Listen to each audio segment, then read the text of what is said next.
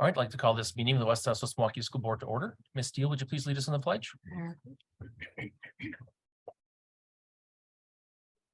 Pledge allegiance to the flag of the United States of America and to the republic for which it stands, one nation, under God, indivisible, with liberty and justice for all.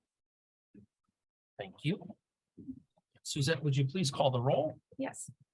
Mrs. Carr is excused. Ms. Deal. Here. Mrs. Kaiser. Here. Mr. Burns. Present. Mr. Becker. Here. Mrs. Lee. Here. Mr. Sickich. Present. Mr. Keller. Here. President Lee.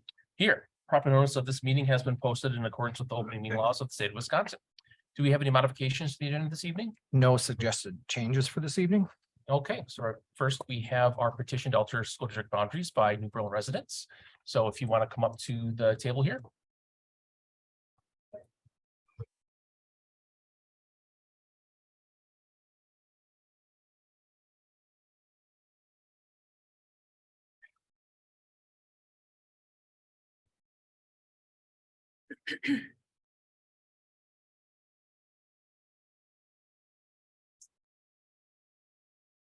Good evening. My name is Patty Fortune, and I am a homeowner and elector in the Orchard View neighborhood in New Berlin. On behalf of the 130 individuals who signed the petition and accepted by school board member Jeff Sickich, I and my fellow neighbors are here tonight to, one, tell you who we are, number two, tell you what we are petitioning for, state the criteria set by the Wisconsin State Legislature for altering boundaries, and finally, provide the evidence that supports the criteria set by the Wisconsin State Legislature. Who are the petitioners? The petitioners reside in 4 neighborhoods in a portion of a small territory that was annexed in 1954, nearly 70 years ago, by the West Dallas West Milwaukee School District. There are about 160 households in the small territory. 89% of the homeowners and electors we spoke with signed this petition. What is our request? The request is to alter the boundaries for our small territory and allow the New Berlin students living within the territory to attend the adjoining New Berlin School District. Currently, there are 21 students in the territory attending the West Dallas West Milwaukee School District. Can you say that number again? I'm sorry. 21. Thank you very much. The state of Wisconsin statute, chapter 117.15 lists the criteria by which school boards and the school district boundary appeal board evaluate school district reorganization requests. The statute provides the criteria that should be considered when assessing the effect of the reorganization of the educational welfare of all the children residing in all of the affected school districts. They are listed on this slide, and they are listed on this slide. Tonight, we will review each criteria and provide our arguments, providing that we meet the criteria. Criteria number 1, the geographical and topographical characteristics of the affected school districts, including the estimated travel time to and from school for pupils in the school districts. We have 6 arguments to review for this one criterion. Argument number 1 of 6, distance and travel times. In the 2 studies we conducted looking at distance and travel times, we considered the full academic career of the student, elementary, intermediate or middle, and high school. Study number 1 is about distance. Using Google Maps, we compared the distance from a home in the Orchard View neighborhood to schools in the West Dallas West Milwaukee district versus to the schools in the New Berlin district. Let's take a look at what we found. This screenshot from Google Maps shows the route from a home in the Orchard View neighborhood to both Hoover Elementary and to Orchard Lane Elementary. We used Orchard Lane because per the New Berlin website, that is the school students in this territory would attend. Via car, the distance to Hoover is shorter. However, let me pause. The West Dallas West Milwaukee School District has projected another elementary school will be closed in the future. It should be taken into consideration that Hoover could be the selected elementary school to close. So students may potentially have to travel a further distance in the future. Hence the screenshot, or here's the screenshot for the middle or intermediate schools. Per the New Berlin District website, students in the territory would attend Eisenhower Middle and High School. Let me pause again. For West Dallas, West Milwaukee District, students are currently attending Lane Intermediate School. Unfortunately, the West Dallas, West Milwaukee District announced that Lane is closing. Since Lane is closing, students in our territory will attend Frank Lloyd Wright Intermediate School. Hence, we used Wright in this study, which is the map on the left. Please note, the route uses National Avenue. In summary, these screenshots show the distance from this Orchard View home to New Berlin Eisenhower Middle School is shorter than Frank Lloyd Wright.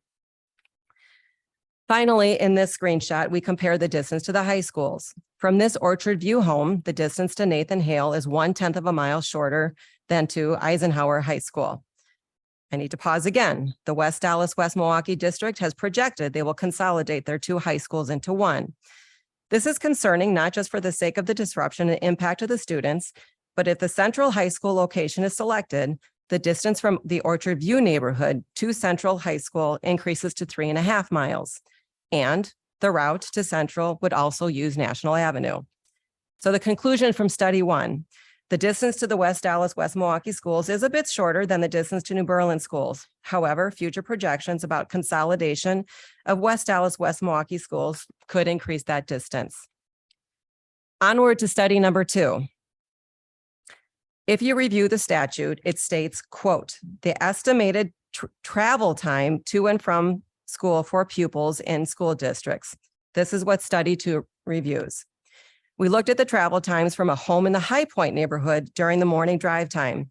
Using Google Maps, we looked at 10-minute intervals between 7 a.m. and 8:10 a.m.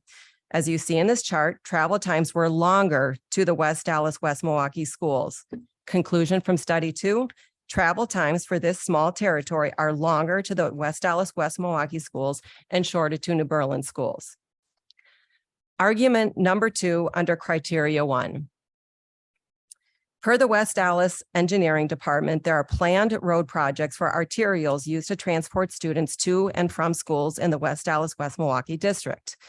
In this map provided by the West Dallas Engineering Department, National Avenue, one of the main arterials from our territory to schools in the West Dallas, West Milwaukee District, will have road projects. This will adversely impact travel times. Argument number three for criteria number one. As seen in this quote from his State of the State address, longer drive times are adverse to Governor Tony Ehner's plan to mitigate the effects of climate change. Argument number four, criteria number one. In a previous petition to alter boundaries and denied by the school board, it was stated that the New Berlin school district would have increased costs. That means the West Dallas, West Milwaukee school district would have had decreased costs. A missed cost savings opportunity for West Dallas, West Milwaukee. Argument number five or criteria number one, shorter drive times equate to lower fuel costs, which brings cost savings for school families and the West Dallas, West Milwaukee School District. One final argument for criteria number one, future consolidation of West Dallas, West Milwaukee schools. In a previous denial from the West Dallas, West Milwaukee District to a New Berlin resident who petitioned for boundary alteration, the school board argued that altered boundaries would cause family and student disruption. In June 2022, just a little over 1 year after declining that petitioner and just after a failed referendum, the West Dallas, West Milwaukee School District announced plans to consolidate 3 schools and motioned to consider a plan to consolidate 1 additional elementary school and 2 high schools. In an article written by WISN 12 News, Noah Lee, the school board president, is quoted saying, "There will be robust transition plans that are put in place for our families, our students, and our staff to ensure that these transitions are as painless as possible, but obviously they cannot be 100% painless." His comments recognize that there is current family and student disruptions due to the redistricting of the West Dallas, West Milwaukee School District.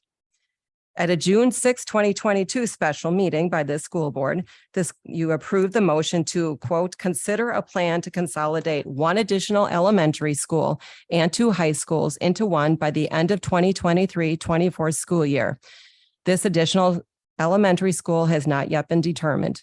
This is from the Milwaukee Journal Sentinel.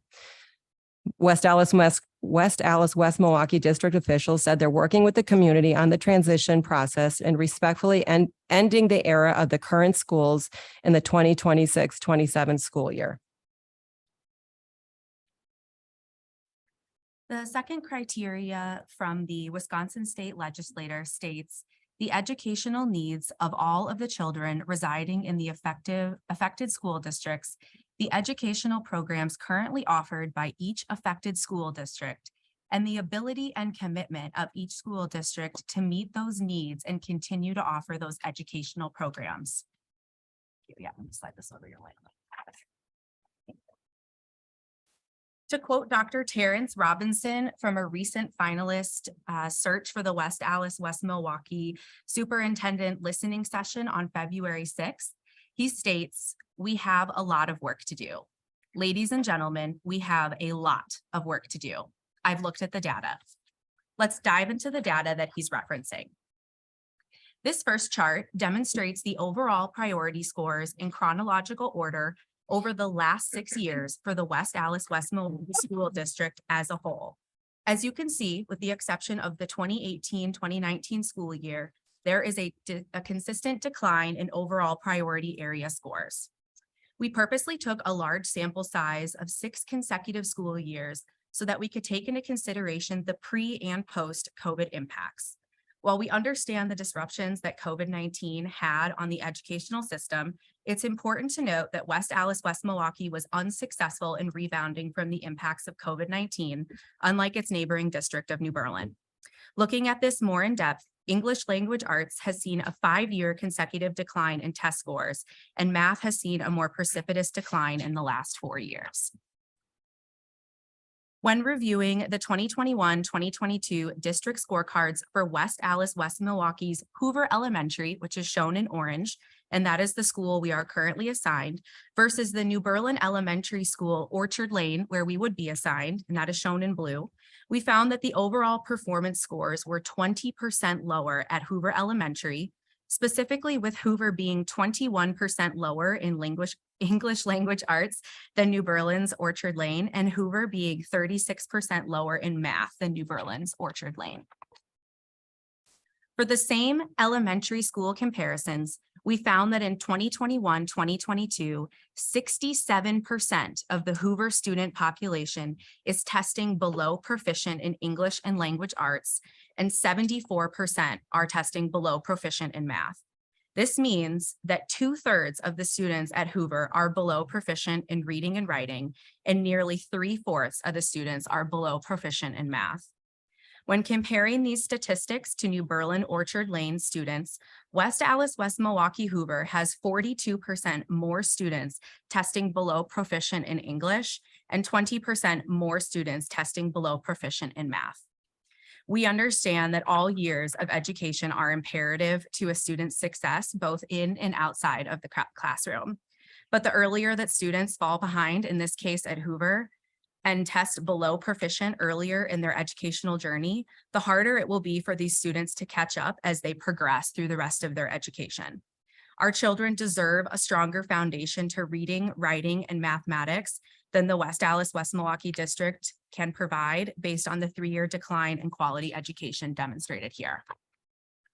When reviewing the 2021-2022 district scorecards for West Allis, West Milwaukee's Nathan Hale High School, which is shown in orange and is the school that we are currently assigned, versus the New Berlin Eisenhower High School, shown in blue, where we would be assigned, we found that the overall performance scores were a staggering 37% lower at West Allis, West Milwaukee's Nathan Hale School, specifically with Nathan Hale being 42% lower in English language arts than New Berlin's Eisenhower, and Nathan Hale being 57% lower than New Berlin's Eisenhower in math.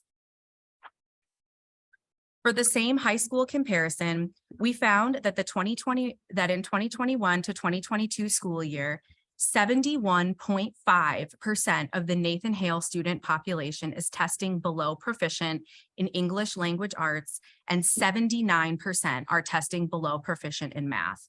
This means that nearly 3/4 of the students at Nathan Hale High School are below proficient in reading and writing, and nearly 4 in every 5 students are below proficient in math. When comparing these statistics to New Berlin Eisenhower students, West Allis, West Milwaukee, Nathan Hale High School has 70% more students testing below proficient in English and 117% more students testing below proficient in math. As a parent, these numbers are very hard to look at. Imagining the obstacles these children face as they graduate from West Allis, West Milwaukee's Nathan Hale High School and enter the real world with over 70% of that graduating class struggling to read or write, and nearly 80% of them considered below proficient in math. These children are the future of our community, our state, our country, and our world. They are future educators, future nurses and doctors, future board members, future firefighters, future leaders, whatever they choose to be. But achieving these goals will be substantially harder when they graduate without the basic skills needed to be successful in the world. In fact, setting aside career aspirations, hopes, and dreams for just a minute, simply functioning in the world around them after they graduate will be significantly harder than it needs to be, because they will struggle to continue their education into college or find employment without the ability to read and write. This also begs the question how these children are qualifying for graduation if such a large majority of them are testing below proficient. This next table demonstrates the on-track graduation comparison in area scores from New Berlin to West Allis, West Milwaukee school districts. It's important to note that the on-track graduation to graduation metrics in the district scorecards include 3rd and 8th grade test scores. However, those were not available on the West Allis, West Milwaukee school district scorecard for 2021-2022. So those are not featured here. With the overall on-track graduation being 10% less at West Allis, West Milwaukee than New Berlin, and graduation rates only being 2% lower at West Allis, West Milwaukee than New Berlin, it does beg the question, with such a vast majority of the students testing below proficient, it's revealing major gaps in the successful education at West Allis, West Milwaukee. And it really does beg the question how these children are qualifying for graduation. Our Governor, Tony Evers, was recently quoted at the State of the State address in January stating, "We also know that if we want to get our kids caught up and achieving at their highest potential, then we need to reduce and keep class sizes small." This next slide includes statements from the West Allis, West Milwaukee board members regarding the 2022 referendum, which was used during a public presentation explaining why the referendum was critical to the district. As a reminder for everyone in the room, this referendum did not pass. So all of these obstacles that the district was facing remain major issues today. These statements made by the board members about why the district needed the referendum to pass support the reasons why we are asking to be removed from this district. Cutting programs and increasing class sizes directly contradicts our governor's direction for our educational system. According to Governor Evers, keeping class sizes small is key in getting our students achieving at their highest potential. The district also acknowledged that they will continue to struggle to offer competitive athletics, putting student athletes, specifically students seeking athletic scholarships, as a means to attend college at a disadvantage. The district also acknowledged that compared to neighboring districts, they will continue to educate in old facilities. The district operations coordinator, Caitlin Windler, was quoted saying, "The only way to make such large investments in our current operating budget is to continue to cut programs and increase class sizes. Those simply are the largest expenses in our budget, and the only way we could possibly manage such large costs if this referendum does not pass. Cutting programs and increasing class sizes contradicts the commitment of the school district to meet the needs of students and offer necessary educational programs." According to the DPI, the district was experiencing and is experiencing high teacher turnover due to difficult climate and culture. This trend in turnover does directly impact the district's ability to meet the needs of students when each year a notable amount of staff exits the administration. Having a large percentage of short-term educators creates a barrier for teachers to build and maintain rapport with students and their families. High turnover also costs the district incremental expenses with frequent onboarding and training of new teachers, which costs time and money. That is money and resource that could be used to support student programs that the district desperately needs. Finally, according to the 2021 West Allis West Milwaukee Teacher Engagement Survey, only 59% of the staff indicated that they would recommend the West Allis West Milwaukee district to a parent. This is a direct reflection of the state of the district. The West Allis West Milwaukee district is not meeting the needs of their students, with only 41% of their staff not feeling confident in the district's ability to educate students, enough so that they would not recommend their own district where they are employed.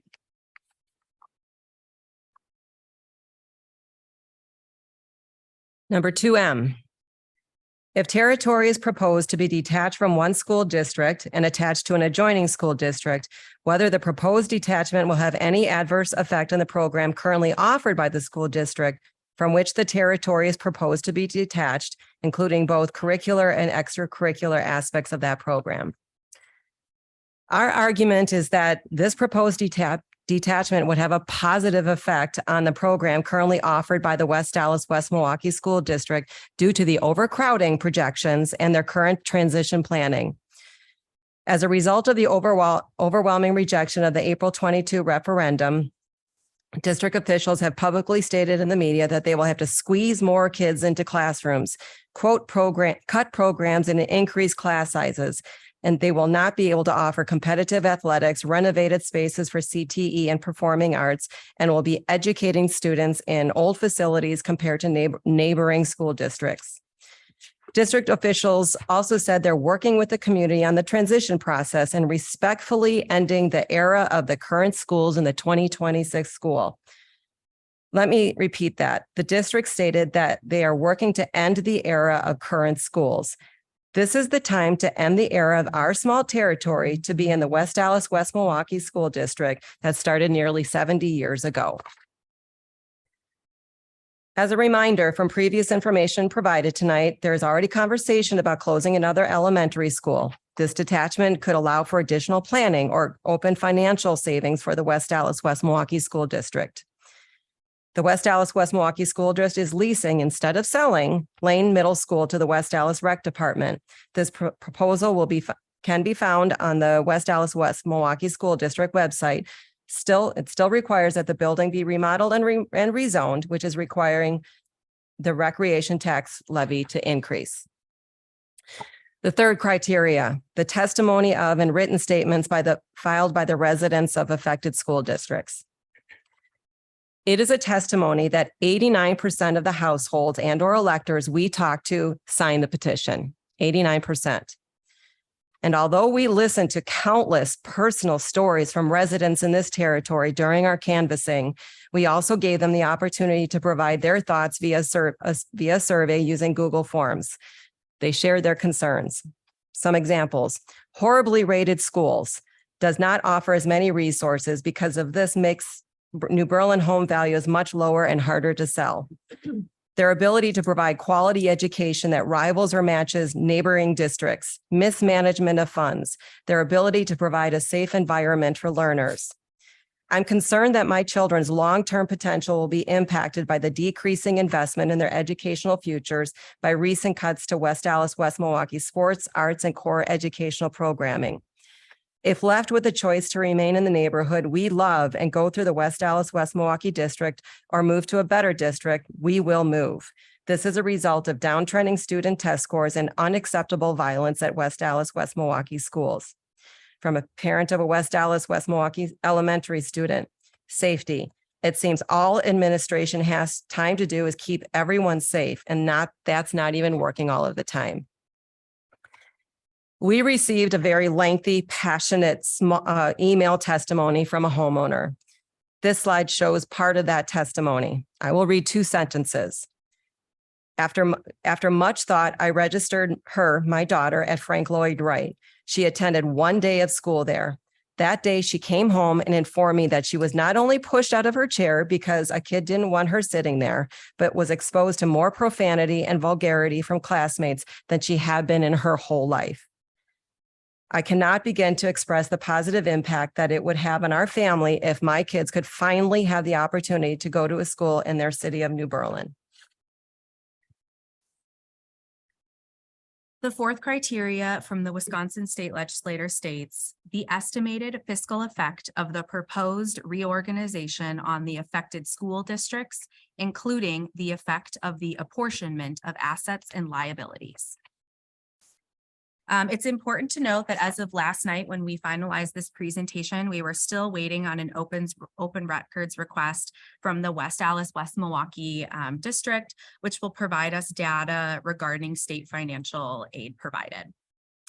When reviewing the 2021 teacher engagement survey, specifically question 11, staff was asked if the superintendent manages district finances effectively, to which 57% of staff members chose mixed feelings, disagree, or strongly disagree. The West Allis, West Milwaukee staff's concerns about the district, and more specifically, the superintendent's ability to manage district finances effectively, is a direct reflection of a broader concern. As we just stated from the petitioner testimonies, our community shares these deep concerns. Additionally, the financial decision to not sell the Lane Intermediate School building to a prospective buyer, a decision that was made by the board without public input, is a direct reflection of poor financial management conducted by the board. The sale of this building could have created a new revenue stream that would help address some of the broader issues that the referendum would have helped fund if it was passed. Examples include, as stated earlier, funding student programs and necessary maintenance on older buildings. Finally, there are significant concerns about the mismanagement of the $17.5 million in district reserves. To quote an online Milwaukee Journal Sentinel article regarding this issue, by the summer of 2016, it appeared that the West Allis, West Milwaukee board had accomplished what at least one state auditor said he had never seen before. In the course of a decade, the suburban Milwaukee district, one of the state's largest, had blown through $17.5 million in reserves and posted a $2.1 million deficit.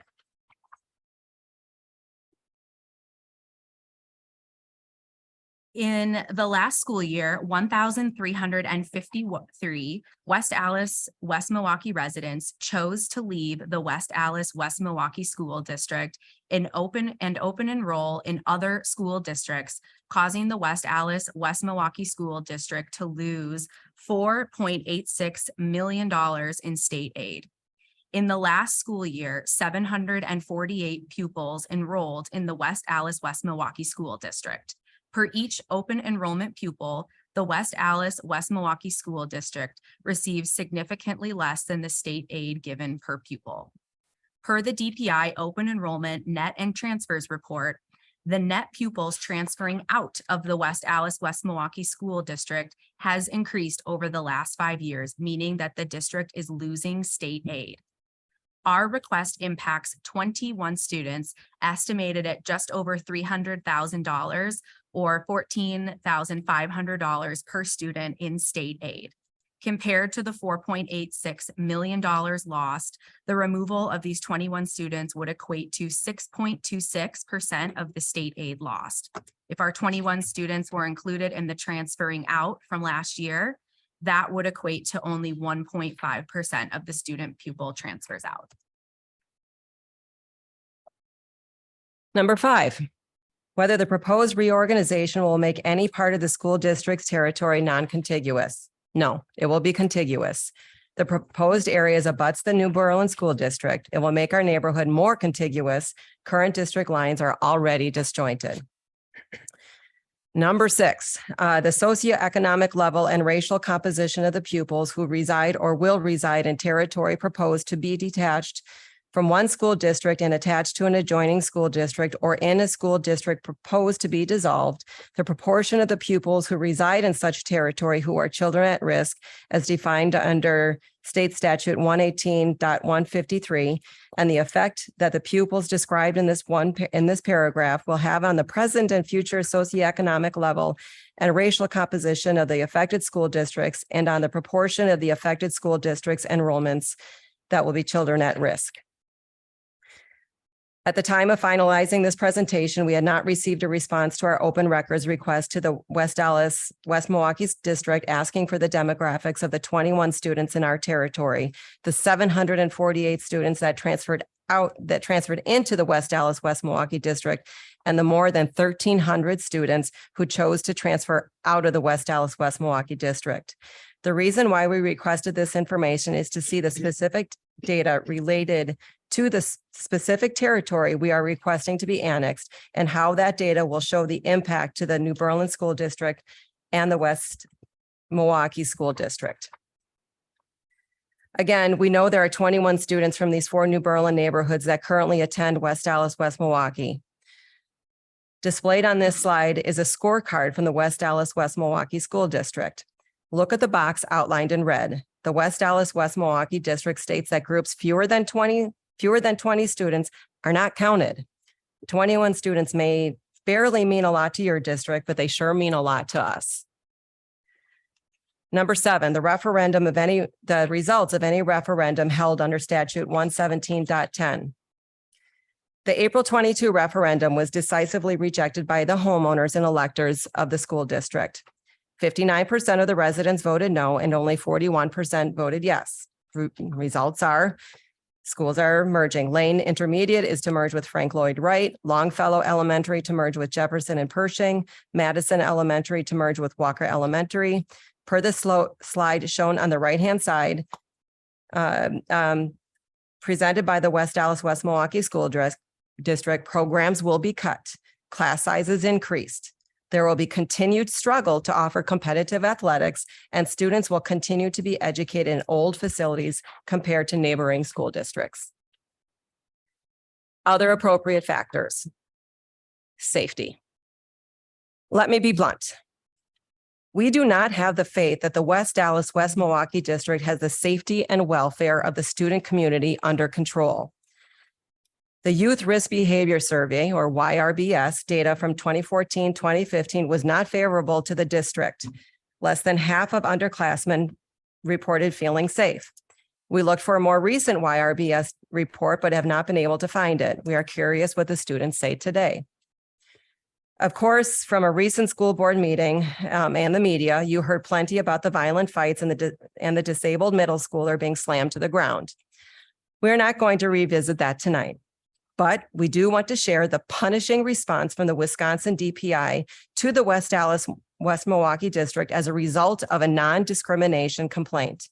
The DPI recommended that the West Allis, West Milwaukee District, 1, train all staff on the district's discrimination and harassment policies, train compliance officers on how to conduct proper investigations into complaints of discrimination and harassment. And finally, be accountable to following the policies. If I wasn't standing here representing 130 of my neighbors who signed this petition, I would have a lot more to say about that, but let's move on. Community. We are New Berlin residents hoping to join our community school district. We live in New Berlin, and therefore many of the activities and community events we participate in are in New Berlin. There is a disconnect when we meet others at these events because we cannot attend the New Berlin School District. Our kids miss out on school and community connections. School is supported by its community. The majority of the West Allis, West Milwaukee is in West Allis and in Milwaukee County.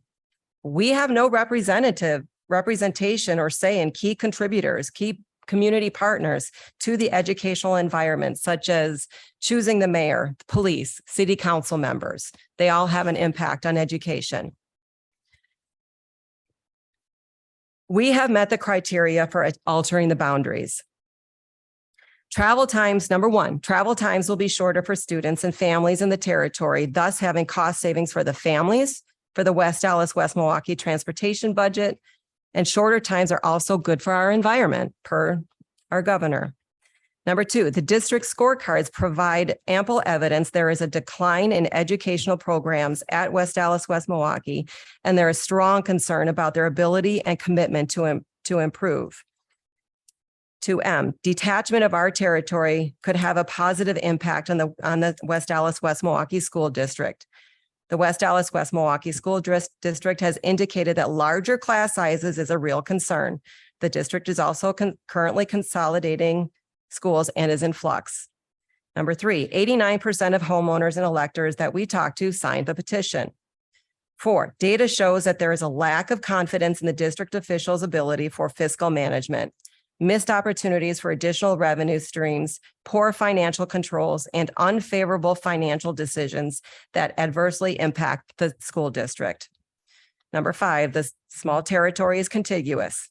Number 6, the West Allis, West Milwaukee School District has not answered our Upland records request submitted on February 6 on data specifically regarding the demographics of the 21 students residing in the proposed territory. Number 7, failure of the April 22 referendum shows lack of community support of the school district, causing district-wide disruption, unresolved issues, and uncertainty with the direction of the West Allis, West Milwaukee School District. And number 8, concern about the safety and welfare as the district received an admonishment from the Wisconsin Department of Public Instruction regarding pupil non-discrimination compliance. In closing, the decision for a small territory of New Berlin to be in the West Allis, West Milwaukee School District was made in 1954. That's almost 70 years ago. A lot has changed since then. For example, the Civil Rights Act did not exist. It was passed in 1964, 10 years after the annexation. Dwight D. Eisenhower was the U.S. president. Population growth of New Berlin increased. According to the Encyclopedia Milwaukee, the population of New Berlin in 1950 was just over 5,000. Based on current census data, the population has grown 657% since 1950. 3 new generations were born: Gen X, Millennials, Gen Z. World War II ended 9 years before the annexation. In Europe, there was an East Berlin and a West Berlin. The Berlin Wall was built in 1961, and then it was brought down in 1989. The Cold War was solidified by 1954 and then ended in the 1980s. The first space flight happened in 1961, 7 years after this annexation. The words spoken, "One small step for man, one giant leap for mankind," were uttered in 1969, 15 years after the annexation. Decisions made 70 years ago may have been the right decision at that time, but it no longer serves the community.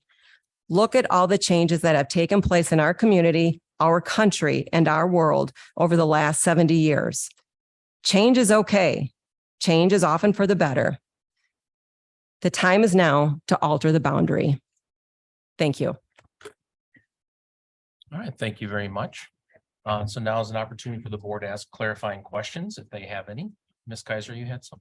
I have 2 questions. One question, just a yes or no. Were you aware that our district now has a surplus in our bank account right now, that we have been lowering the tax levy and we have a balanced budget that moved us into excellent credit score rating? We have not received, and we did an open records request requesting that kind of data, and we have not received it as of yesterday. Okay, I believe there are our minutes. Other question I have, of the 130 petitioners, how many bought their homes within the last 70 years, knowing it would be in West Allis, West Milwaukee School District? And why does that make a difference? Makes a difference Why? because they chose our district to live in. Okay, but why does that make a difference? I mean, it doesn't, maybe they didn't choose that area. In this last 70 years, tell us about the decline. I'm asking the question of how many homes people bought their homes knowing they were in the West Allis, West Milwaukee School District. Because I know when I bought my home, I chose this district to live in. So I'm just wondering, of those petitioners, how many are very new or have been there long enough to know that this was their district? The point is, you're in decline. That's not the That's, question. that's not the question. I'm responding to that. Okay. There has been a significant decline. You're going through a transformation right now. You didn't pass the referendum. Now is the time to let us go. This decision was made 70 years ago. A lot has happened since then. It's time to let us go. Other questions from the board?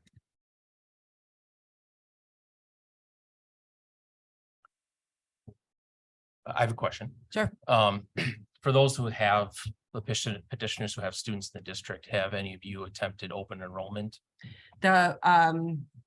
I cannot speak for the 21 because we don't have those names. We have not, we don't have opportunity to know who those 21 are.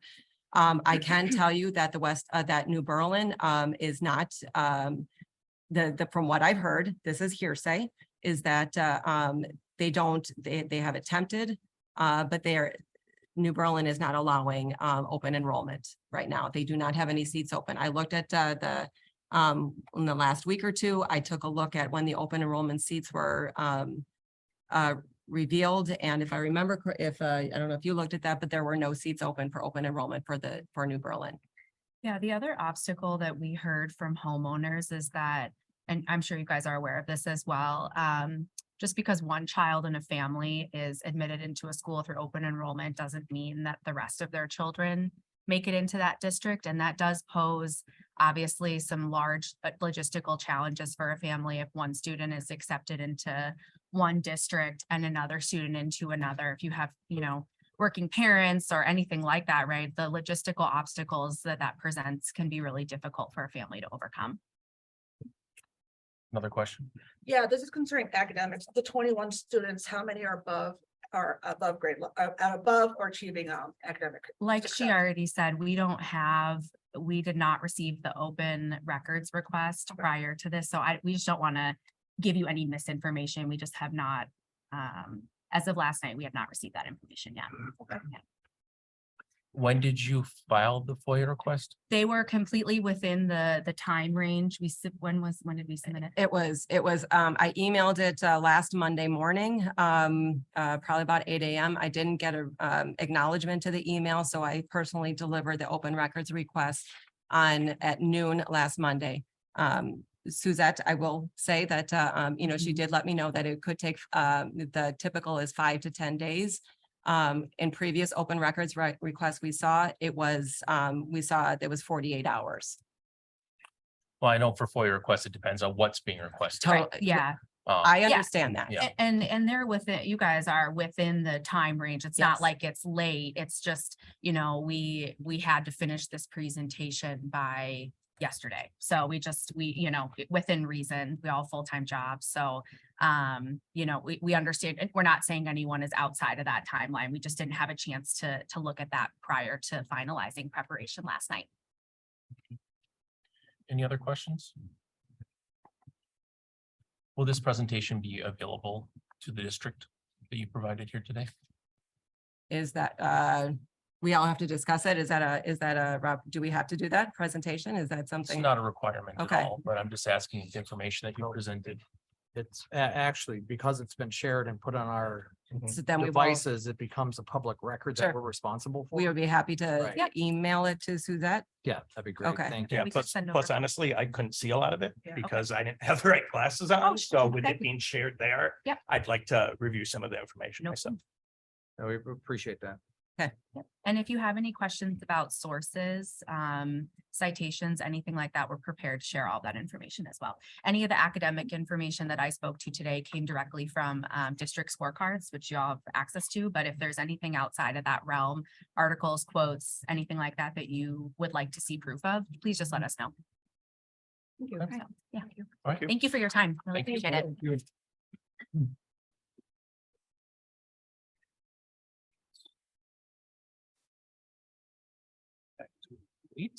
We're gonna move on to item 7 this evening, superintendent's report. Great. Thank you and good evening, everybody. We'll start with 7.1, the legislative update. There's quite a bit going on, as there often is in the 2-year budget planning process. February 15th, this year, Governor Evers will give his budget address to introduce his 23 to 25 budget. In the State of the State address that was on Tuesday, January 24th, Governor Evers gave the 23 State of the State address. His speech highlighted education, environment, childcare, business development, the workforce issues and tax provisions. Excerpts of the speech that pertain to education are listed here. He included saying we're going to invest $20 million to increase literacy related programming and implement evidence-based reading practices across Wisconsin. I'm proposing a pathway to get experienced educators back into our workforce by making it easier for school districts to hire retired teachers and staff. And we're going to invest over $20 million into recruiting, developing, and retaining teachers and student teachers, including $10 million for our local homegrown educators to bolster our educator pipeline and ensure it's sustainable for the future. I'm announcing we're going to make Get Kids Ahead a permanent state program, and we're investing more than $270 million to ensure every student has access to mental health services. The governor's address is available to watch. There's a link in the documents that are publicly available, and the full text is also available. DPI releases new report on Wisconsin's teacher supply and demand. The Department of Public Instruction released a new report on teacher supply and demand in Wisconsin entitled 2021 Educator Preparation Program and Workforce Analysis Report. Among the key findings, teaching areas in which shortages are most acute include special education, particularly cross-categorical, language arts, in particular reading, math, science, career and tech ed, art and music, and English as a second language. When I read it, I was a little surprised that physical education hasn't come up just yet, but this is a report from 2021. And that is actually kind of new this year, that school districts are having challenges finding physical education teachers. Wisconsin continues to outpace neighboring states in the number of students enrolling in educator preparation programs, yet fewer Wisconsin students are completing programs. EPP, so the educator preparation programs, enrollment in Wisconsin declined from 08-09 through 17-18. Although enrollment appears to have bounced back somewhat in 19-20, it is still below the 08-09 levels. Wisconsin teacher workforce is overwhelmingly white and female. Further, there have been no significant changes in the makeup of the teaching workforce in Wisconsin. Teacher demographics are starkly different than the makeup of the student population in the state. This difference matters in terms of student outcomes, as research has shown that having a teacher of the same race improves outcomes for students of color. And at the federal level, the USDA proposes significant changes to school meal standards. So on February 3rd of this year, the U.S. Department of Agriculture announced it is proposing significant changes to standards governing school meals. The changes are aimed at making the meals healthier, with a particular emphasis on reducing sugar and salt. And we'll go on to 7.2, the Board of Education recognitions for this evening. So 7 intermediate school orchestra students wrote slideshow, quote, presentations of learning, so a slideshow presentation of learning, to share their favorite orchestra music with string teachers from all over the state of Wisconsin. They're Leah Norton, Brianna Kendall, Molly McMillan, who are 8th graders at Lane, along with 8th graders Mackenzie Lotzi and Maggie Egert, 7th grader Lily Thepanya,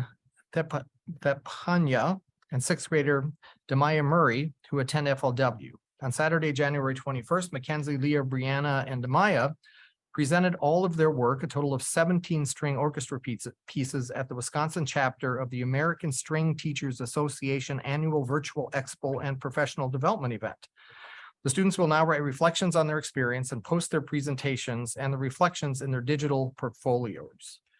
Their orchestra teacher, Mary Pat Michaels, who currently serves as the president for WeAsta, received many positive comments and messages from the attendees on the in-depth work, professionalism, and excitement our students conveyed about the music selections they chose to share at the WeAsta Expo. So access to their work can also be found in an active link on our website. 7.3, some updates and information items. First, response to public comments. So there were numerous public comments made during a regular board meeting on January 23rd. Is our last regular board meeting. Most of these comments were related to a specific student matter. Now, given that responding with specifics would violate student privacy rights, it's not appropriate to offer a response with any detail. However, what I can say is that something happened to a student on our watch that was wrong, and we're working to resolve the matter. And that's the important part, I think, right now to share publicly. We're working through a process with the Department of Public Instruction and other involved parties to prevent future lapses as identified in the DPI report from being repeated. We're also putting in place practices and procedures consistent with the draft DPI corrective action plan that will reduce this type of behavior and harm now and in the future. Making any more specific comments is not appropriate at this time, but we do look forward to a resolution to this matter for all parties involved. Also on January 23rd, Mr. Broadwell made comments regarding the superintendent's contract and the retirement benefits included in that contract.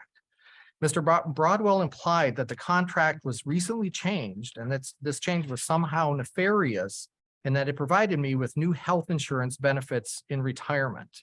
And I want to be clear, this is simply a false claim. A simple look at my first contract, which was signed on 3/25/15, and my current contract, the most recent one the board approved was signed on 6/28/22. Those, when you compare them side by side, it clearly shows that the language describing the healthcare retirement benefits has not changed, right? And so earlier today, I shared a link to each of these contracts with our school board so they can verify for themselves that this claim made at our January 23rd meeting was false. And the superintendent's contracts are public documents, so anybody can request them if they'd like. A quick update on school consolidation. There are actually no real updates at this point. We're planning for a workshop with our board to share information, to gather feedback in order to make recommendations to move some decisions forward. And the step we're in is really what to do with the buildings that are being consolidated. So Lane and Madison and Longfellow. We will come back with some recommendations that are a little bit different even than what's been discussed this evening in the presentation about the detachment of a territory regarding Lane. I think there's some opportunity for redevelopment there that puts part of it back on the tax roll. And that really comes through careful work with the city of West Allis. But there'll be more details of that in that workshop. And then just some other updates. We are at the early stages of implementing a product called IdentiKid, which is a background screening of all parents and visitors to schools. It's part of our ongoing improving safety efforts. So visitors, parents will be expected to present a valid ID, which is then scanned. So there's a scanner and a laptop that's part of this, and it's checked against a database. And so if approved, then the system prints a visitor badge with a photo that's taken right off of the ID with the person's name. And it has to be worn at all times during that visit, and it's dated, so it's only valid on that particular day. Visitors have to repeat the procedure each time they visit a school. So we are in the piloting stage of implementation. And the reason we're calling it a pilot is we're really looking to gather feedback from schools about what's working with this, what's not working, where should the device be placed, how can it be monitored, what do we do with contractors that come and go, because sometimes they come in and out of buildings through different entrances because they know where the custodians are going to be to let them in. So there are some pieces to work out with this. So we are in the piloting stage, but it'll start to roll out in all schools, and we did an all staff and parent communication regarding that went out today. And that's the last update, and that concludes the superintendent's report. Okay, thank you very much. Now we'll move on to public comments. As a reminder, for anyone who would like to address the board, there is an online form that you need to use in order to sign up to address the board. Each person is given 3 minutes to do so and must start their comments by stating their name and their address. So that those listening know where the individuals are residing, if they're in district or outside of the district. There'll be no back and forth discussion about any public comments that are made, but if there's a simple clarification or question that can be answered after the public comment has been completed, we will do that if possible. Otherwise, any required response will be provided by the next regular Board of Education meeting. Those attending the meeting via Zoom, if you look in the chat, there should be a link to the form to sign up for public comments. And so that being said, I will start with our first person, Jack Hutter, who I believe is on Zoom. Jack Hutter, permanent address 12137 West Verona Court, and I'm zooming today from Valparaiso University, where I'm studying meteorology. I'm speaking to you today as someone that graduated from Nathan Hale High School, and I wanted you to know how much I appreciate the work you've all done serving our school district and the positive changes you've made. I think in your job, no one tells you about the positive work you do or even says thank you for the good things, but rather people only speak up when they have something to complain about. When it comes to the board members, there are a few things I wanted to point out. Last year, the district had three all-district concerts that featured thousands of our talented musicians. Noah Lee was at every single one of those performances, showing support to the many students and their teachers. In my time at Hoover Elementary School, Mrs. Carr was the DLC. I remember her constantly being there, supporting the needs of teachers and students, continuing to do that each and every day. As for the other members, I have seen many of them at sporting events, concerts, and other community and schools events, supporting the students, teachers, and parents of this school district.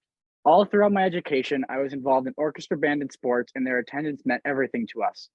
At almost every single concert, musical, or festival I played in, Dr. Lexman was there in attendance to watch and applaud our work. That was greatly appreciated by the students, parents, and music teachers. I also know that Dr. Lexman made it a tradition to go to all the elementary schools for their holiday concerts because I remember hearing my teachers talk to each other about it and being so excited to have his support. And as a percussionist myself, I remember Dr. Lexman playing triangle at an all-district orchestra concert when I was in middle school and thinking how cool that was.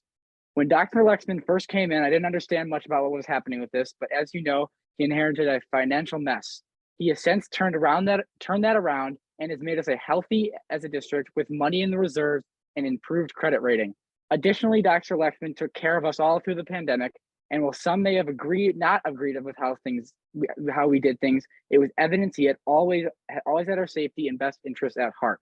He communicated with us often, and we could see his genuine care for us in those videos, as well as how exhausting it was for him. I urge everyone listening today to attend at least one event to support the students of this district, whether that's going to a Youth Arts and Music Month event in March, attending a district sporting event, or attending an all-district concert. The best way to build this district and community is through the positive support of the students. This district is a team of administrators, teachers, staff, students, and parents. When one of your teammates makes a mistake, you show them what to do better next time and then support them in doing that. You don't drag them down. Dr. Lexman and this board have positively supported and helped so many students, staff, administrators, and teachers over the past 8 years. They have helped students thrive and have helped mold them into better human beings. I think we all need to step back for a second and think of some of the things we can do to support the staff and students. Let's also think of how we can support Dr. Lexman and the board as they continue to work tirelessly to serve our staff and most importantly, our students. None of them do this work for accolades of their own recognition. They do this because they truly care about kids. Again, thank you for what you've done to make this district a better place. Thank you very much. Moving on to our next public comments, Steve Broadwell, who also is on Zoom, I believe. Yes, can you hear me? Hello? You can hear me, okay. Noah, during the last school board meeting, several parents spoke out about the lane bullying incident. You followed that up with a letter to the public claiming false statements were made during public comments. Did you and Marty go rogue with this letter, or were other board members involved? 2 weeks ago, I asked you what statements were false, as did other members of the public, and I followed up last week. You have yet to answer anyone. You admit there were shortcomings in your investigation that led to the successful appeal to the DPI by this loving mom. Shortcomings is a very benign, misleading word. Rather, there was instance after instance of malfeasance engaged in by this district.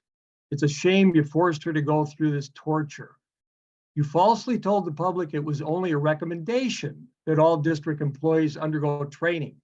The DPI did not simply recommend the district train all staff on the district's discrimination and harassment policies.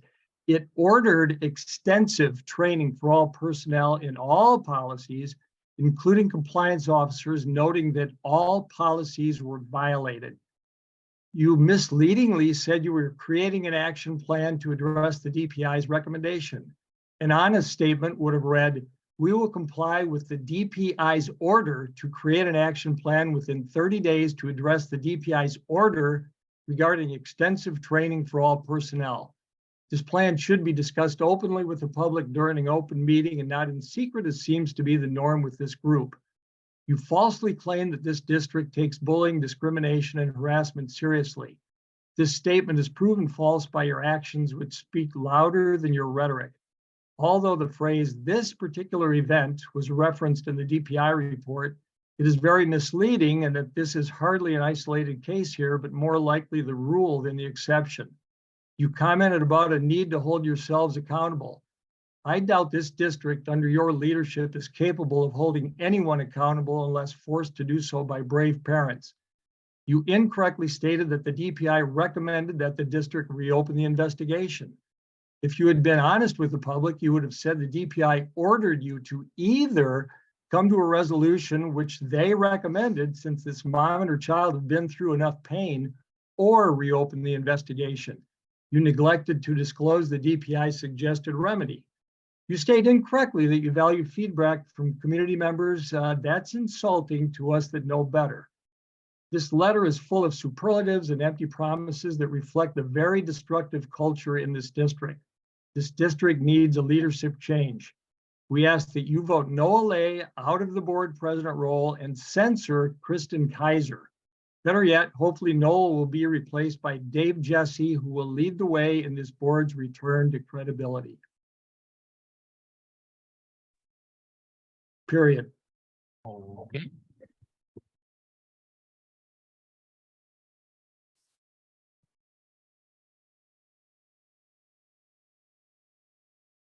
Moving on, Devin Ray.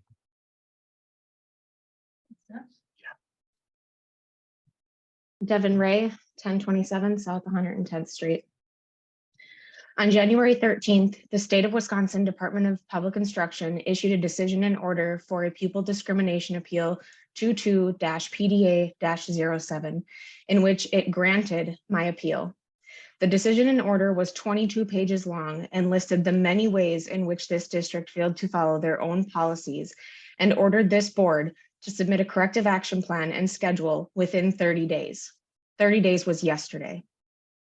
Parents and community members attended the next scheduled board meeting on January 23rd to state their grievances related to this decision and order. On January 27th, Board President Noah Lee and Superintendent Marty Lexman sent out a district-wide email to paint the DPI's decision and order in a different light. In your letter, you stated, "While we actively encourage and highly value feedback from our community members, there have been false statements made at school board meetings and on social media which do not accurately reflect the circumstances surrounding this matter. We are committed to working towards solutions, but false narratives discourage collaboration and understanding." A group of community members, including myself and some others that spoke at the meeting, asked you to specify what parts of the public comment were false. None of us got a response.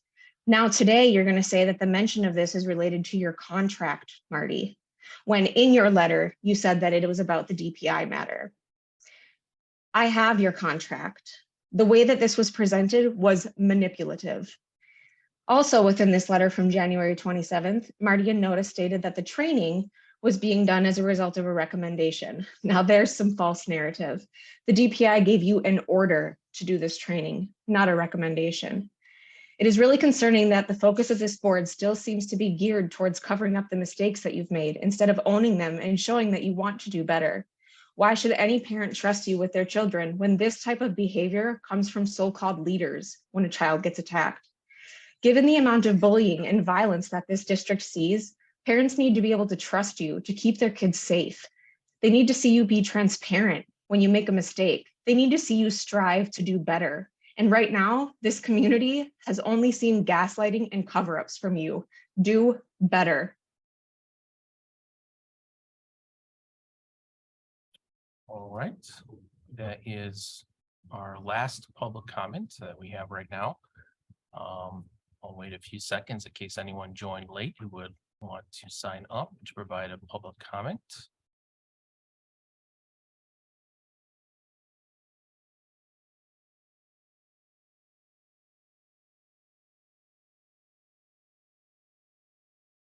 Seeing none, I will close public comments at this time and we'll move on with our agenda.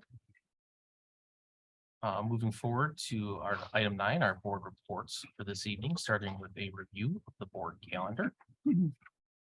Today is February 13th, 6 p.m. We have a regular Board of Education meeting, and immediately following we have a closed session meeting. Then on Monday, February 20th at 6 p.m. we have our school showcases, Central, Franklin, Hoover, Horace Mann, Madison, Mitchell, and Walker. And then we have a financial stability and efficiency workshop on the 21-22 audit review and a facility and grounds overview. Then on Monday, February 27th at 6 p.m., we have a regular Board of Education meeting, immediately followed by a financial stability and efficiency workshop, pupil count for the 23-24 school year, enrollment projections, estimate revenue limit calculations, and preliminary budget projections. Then on Monday, March 13th at 6 p.m., we have a regular Board of Education meeting, immediately followed by a financial stability and efficiency workshop, other post-employment benefits, review number 2. Moving on to item 9.2 for committee reports with 9.2.1 communication and community relations. Mr. Sikich. Thank you, Mr. President. The Communications and Community Relations Board Committee met on Monday, January 23rd. We discussed the future open enrollment survey to understand the number one reason that families choose to open enroll out of our district. We also discussed their first ever annual report, which we are working on this spring. Put together a timeline for this report and review stages, with the final report coming out in late July. Finally, we revisited the discussion about Qualtrics dashboard and what additional data should be displayed on that dashboard. That concludes my report. Thank you very much, Mr. Sikich. Does anyone have any questions for Mr. Sikich regarding his report? Or any future items they'd like to be considered at their agenda? Seeing and hearing none. We'll move on to 9.3. Board member reports of community events. Any community events, board members? Ms. Lee? I went to the unified basketball game between Cedarburg and West Allis. It was amazing. It was so great to see all the supports, especially amongst like all the students for the teams and kind of helping even kind of coach from the benches and stuff. And the excitement on those kids' faces was just, if it didn't put a smile on your face, I think you needed to check for a pulse. It was awesome. It was so fun. It was so fun. So great experience. I hope they are able to do it in other sports. There was lots of rumors about how Coach Wire, how they want to do it in at least, I think, 3 other sports. So hopefully that does come to fruition. So it would be very awesome. That's great. Thank you. And I did hear they're going to have another game later this year, I think in March. I did So hear another something about that opportunity, too. So yeah. To come out and see that. Thank you very much. Anyone else with an event? Ms. Steele? I was able to go to Madison's presentation of learning on February 2nd. Pretty cool. Yeah. Yeah, kids did a really great job. They had some really cool projects that they went. All the kids were very good at being able to, tell me exactly, what was the whole goal of it, how they went through the different steps of learning, all that fun stuff. And then I also just wanted to say I went to the Hale Central basketball game. It was after the Unity game. And it was cool. It was great to see all the people in the crowds. Everybody was respectful towards each other, and it was just a lot of fun. So yeah, it was enjoyable.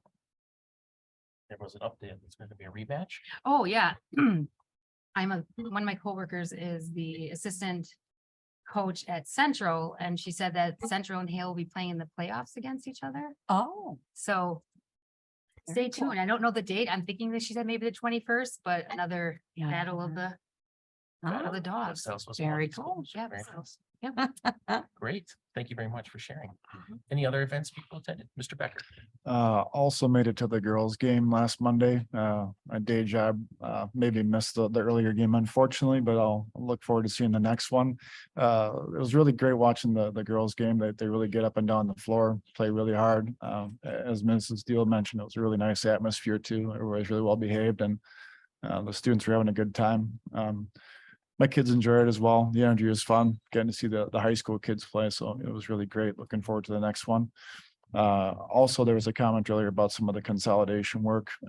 There was a welcome event. I forget exactly what they were calling it, but it was at Franklin, right, last week. So the girls got to go there, see some of their friends, and all the teachers and administration were there, and a bunch of student leaders were there to help our girls find their way around and get lost. Got a special tour of the pool. So it was a good event. All right. Thank you very much. Any other events?